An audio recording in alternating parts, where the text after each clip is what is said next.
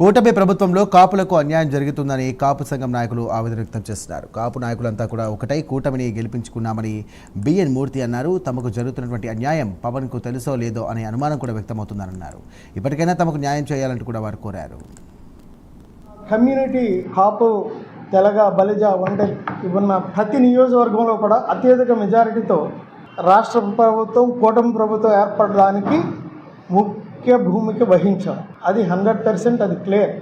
మా దురదృష్టవశాత్తు ఈ మధ్యకాలంలో ఉత్తరాంధ్రలో చూసుకుంటే అన్ని విభాగాల్లో నాట్ ఓన్లీ వన్ పొలిటికల్గా కాదు, పోలీస్ సైడ్ కానీ, న్యాయ వ్యవస్థలో కానీ, అలాగే ఇరిగేషన్ కానీ ప్రతి డిపార్ట్మెంట్లో కూడా మా యొక్క కమ్యూనిటీ లీడర్ ఉద్యోగస్తుల్ని చాలా అన్యాయంగా వితౌట్ నోటీస్ అందరినీ కూడా ట్రాన్స్ఫర్స్ చేయడం. కానీ మేము ఎప్పటికీ మిమ్మల్ని నమ్ముకున్నాం కాబట్టి మీ ద్వారా మాకు సంబంధించిన మా కుటుంబ సభ్యులందరికీ న్యాయం జరుగుతుందని మీ అందరి సమక్షంలో తెలియజేస్తున్నాను. ప్రస్తుతం అధికారం రావాలన్న రాష్ట్రంలో కానీ ఖమ్మం స్టేట్లో కానీ కాపుల యొక్క బలంతోనే అధికారంలోకి వచ్చాడు.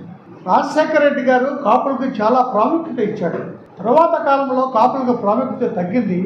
పవన్ కళ్యాణ్ గారు వచ్చిన తర్వాత కాపులకి సరైన ప్రాముఖ్యత వస్తే కాపులు రాజ్యాధికారం చేస్తారని కాపులందరూ ఆశించి కష్టపడి పనిచేశారు. కానీ పవన్ కళ్యాణ్ గారు కాపులు ఆశించినంతగా